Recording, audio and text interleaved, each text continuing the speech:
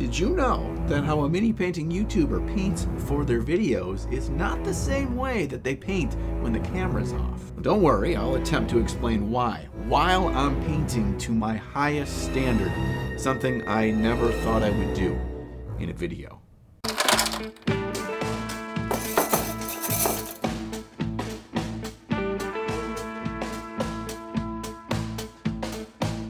In the 2 years I've been making miniature painting videos here on YouTube, I've come to realize how difficult it really is to paint on camera. You have to worry about keeping the mini in frame, keeping it in focus, capturing the most interesting parts of the painting process, and you have to actually not screw up the paint job. And all of those variables mean that the way you sit, the way you hold the mini, the way you paint, and what your brain is actually focusing on while painting is completely different than when you just sit down and paint at home. And don't get me wrong, this isn't me complaining. In fact, it's a testament to how awesome some of these miniature painters are out there that make videos for us to watch. They're even sacrificing some of their quality and still come up with amazing results. Even still, I find myself in quite the conundrum. You see, I recently built a diorama that I show in this video right here in hopes to paint it up for Golden Demon in March. But if I want to have any hope of finishing it in time, and if I want to share any of the process with you, I should make videos out of the process while painting to the best of my ability. On camera, in focus, with the model like 3 inches from my face. Oh, and I gotta fit a camera in there somewhere too. But I actually have some good news. On a recent pilgrimage to the great Vincey V's house in Ohio for our annual hobby hangout, I started working on some of the zombies for the diorama, and I got a little bit of positive momentum going. After working through a handful of them, I feel like the repetition has set me up to be ready to show how I'm approaching these creatures of undeath at a competition level. I'm attempting to create an interesting, clean look with a variety of undead skin tones while still having a dramatic moment as you turn the piece and see that chilling blue-tinted darkness that the undead horde is climbing out from. I'd be lying if I didn't say that I was a little bit nervous on how this dramatic dual light scheme was going to turn out. I'm really not going to know how well it works or doesn't work until I get everything painted and put back on the diorama and see how it works together. But I did sketch out the light directions while all the models were still attached to the diorama to ensure my light direction and intensity is mostly consistent. Something I'm actually really enjoying is how much flexibility you really have in creating undead skin tones, or really any monstrous skin for that matter. If you start with a cold color like a blue or a purple, the skin looks as if the blood has stopped flowing. Greens and yellows make it look decaying and rotting. Rusty tones and magentas look irritated and freshly deceased.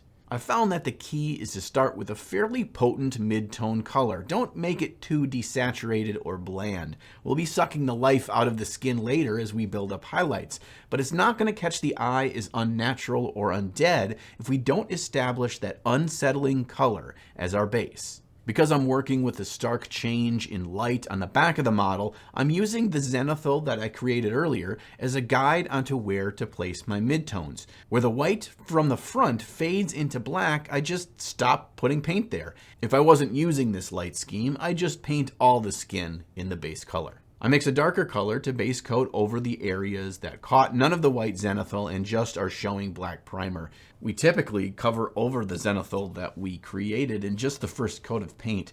So why not use that first coat as an excuse to follow that light and shadow that the zenithal shows us, and then we have it for the rest of the paint job.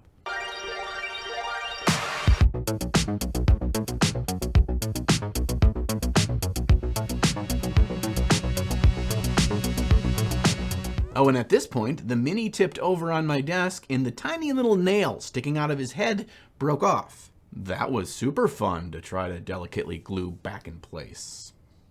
I feel like I walked away with a few aha moments in my recent experiments in painting in the Games Workshop Heavy Metal Painting Team style. And if you missed that video, you can check it out right here. I love how they go from base coating directly into the shadows and black lining, because you can fix any of the mistakes from this often finicky work by just placing the base coat back over those mistakes.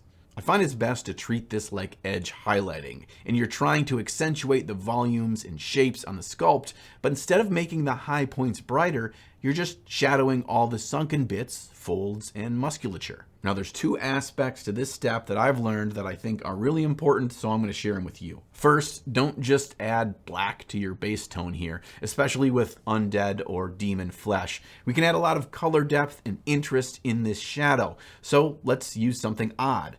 I'm adding a dark rusty red to my base color so the skin looks even more irritated, as if the blood is pooling just under the surface of the skin after this dude's horrifying death, which I am assuming includes getting a nail hammered into his head. The second thing to keep in mind is that because we haven't done any highlighting yet, these shadows aren't really going to pop out at us just yet. Don't stress about this, and then don't push yourself to make it too dark on this shadow step. You can always add more depth later once you see the piece come together with the highlights.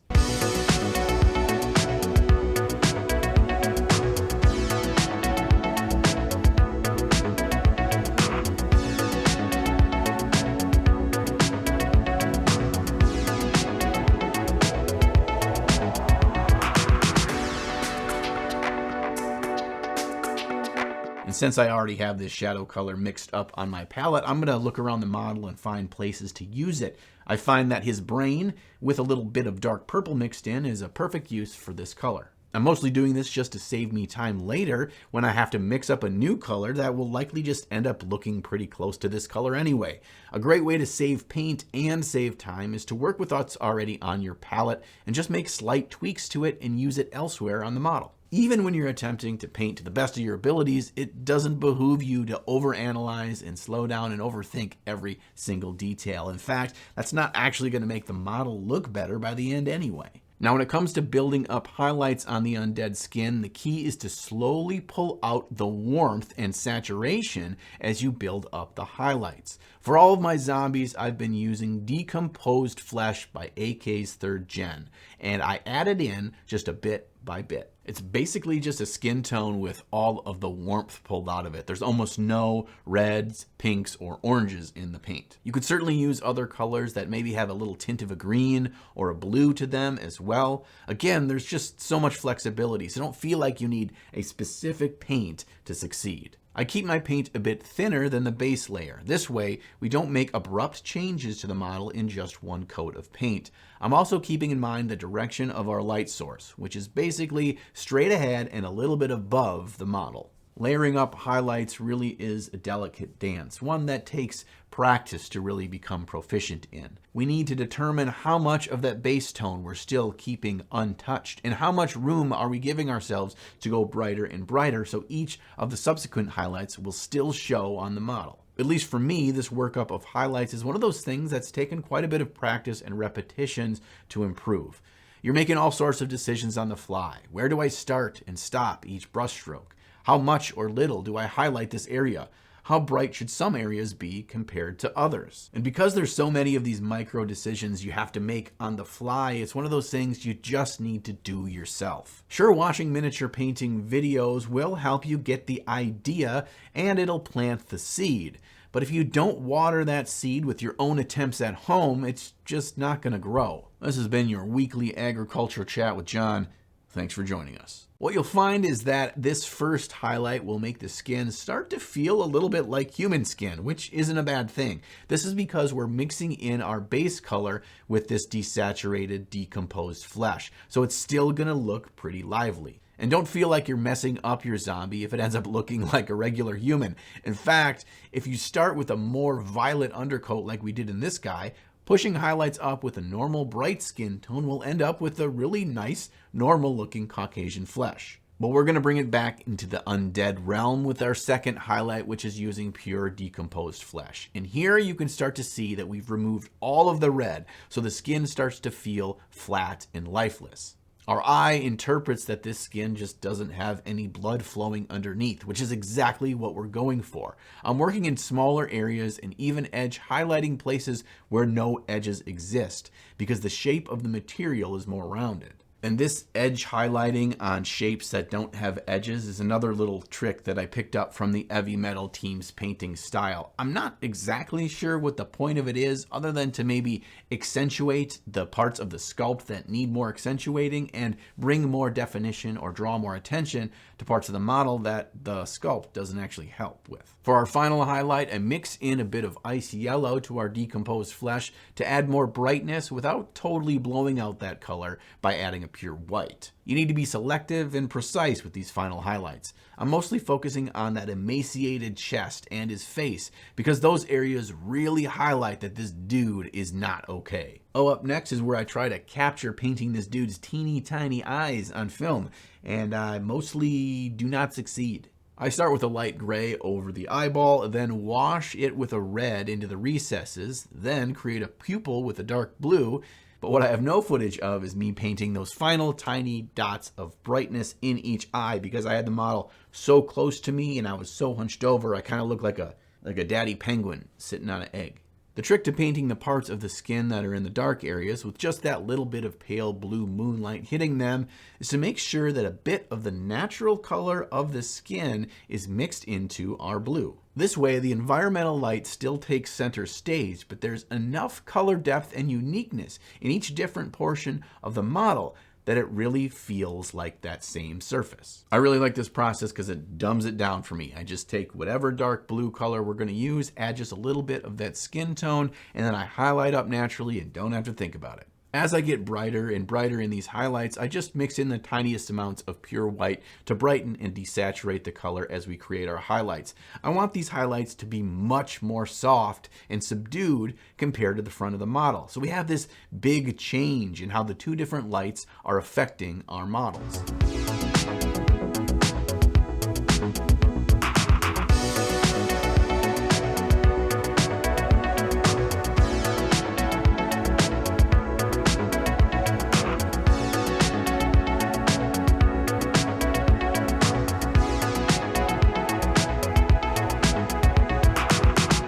Every time I finish a major portion of a model, I like to go back in and get a quick victory, and I decided to finish up his little brain here so I get another thing checked off the list. I want this to feel like a traditional pink brain, and I want to highlight it up quite brightly with white, so I'm giving the impression that it's still got that little bit of a glistening shine to it. I came back to the model the next day to continue my painting, and taking a look at it, I realized there was something not quite right or something missing with the skin. I decided to take that red-black color that I'd used on other portions of the skin and thin it way down and use it like a glaze over the hands to add some depth of color in this really strong irritation to that part of the model. I don't know about you, but every time that I walk away from my painting desk and come back an hour later or a day later or whatever, I find the model looks different. And oftentimes my gut will tell me something's missing or something's wrong, and I gotta figure out how to change that. Now, does this mean that we might screw up our work or make it worse if we do make a change?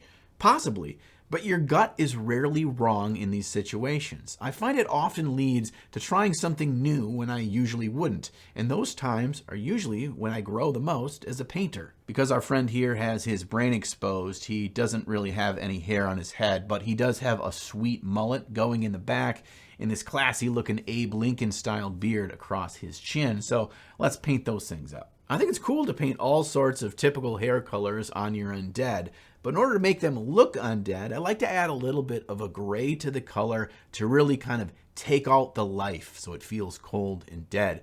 For this guy, we can frame his expressive face with a darker beard and then just brighten it a bit by adding white to some of the highlights as we go. Our undead friend here appears to be a peasant and probably wouldn't have fancy colored clothes. But more importantly, we're painting his pants in a desaturated color because we want the attention of our viewer to be drawn to that weird skin. The back of the pants, caught by that cool blue moonlight, are highlighted up in the same way we did the skin. And you'll notice that the color isn't exactly the same as the skin, but it's close enough that it feels like it's coming from that same light source. One of the trickiest parts I found in painting these zombies is that really stark light source change from a bright front to a dark back. I found the key is that we try to keep a really tight yet smooth transition from that bright to that dark. For this, I work in very thin glazes, and with many coats, I take a color slightly darker than my base color for the front of the pants and glaze towards the base color. Once I've fuzzed out that transition, I then go back in with the pure base color of the pants and glaze again, this time just inside the first glaze so that a darker color smoothly meets our normal base tone. This step is surely a test in patience, and if I was just painting up these zombies for my army or for some other fun project, I probably wouldn't do this step. But I still think there's value in going through and understanding how glazes work and practicing with them. In fact, they're one of the best tools we have in our arsenal for cleaning up mistakes on our models without having to repaint anything. I'm making sure not to highlight the pants up to the same brightness level as I did the skin, as they aren't our focus of attention, but I still go quite bright in a few important areas. I want to separate the different materials on the model with crisp lines. This makes our mini look much cleaner and the paint job easier to read. So I want the belt line where the pants meet the legs and any holes on the pants to be highlighted clearly. It's one of those details that really makes a model look finished. The last thing I want to share is how I'm going to paint true metallic metals to a display standard, and it's honestly not all that difficult. I start with a simple base coat of silver with something like a gunmetal or a lead belcher. The next step is the most important one, as I want to cut back on all that shine and all the areas that would naturally fall in shadow. I need to thin down my black paint to a glaze and push it into the areas that would fall into that shadow.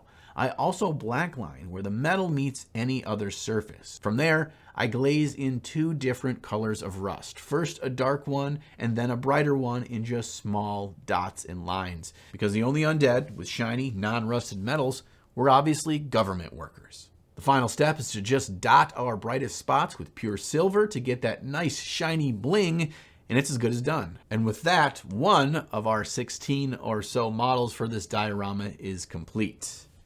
Well, not entirely. You see, once everything is painted and put back on the diorama in full, then we have to go back through again and tweak and refine and make sure everything is just as we want it to be for the entire piece. But that's future John's problem.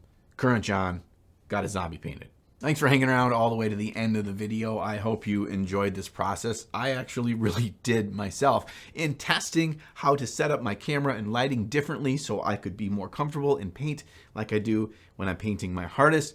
I actually found a system that I'm going to continue to use for every video in the future, so I'm pretty excited about what the future holds. And thanks for everyone who demanded a follow-up video where we get further in this diorama project. I wasn't sure if that's what people wanted to see or not, but because of your feedback, especially all of my wonderful patrons, we're here today. Whether you want to see more videos on this project or you think this is good, let's move on to something different, let me know down in the comments. Speaking of video topics, if you want to help me decide future video topics and just hang out with other awesome mini painters on my Discord, check out my Patreon links below. Those patrons are the reasons why I'm able to make videos like this full time. I'm going to see you back here again real soon. And sometime between now and then, make sure you find time in your day to slay the gray.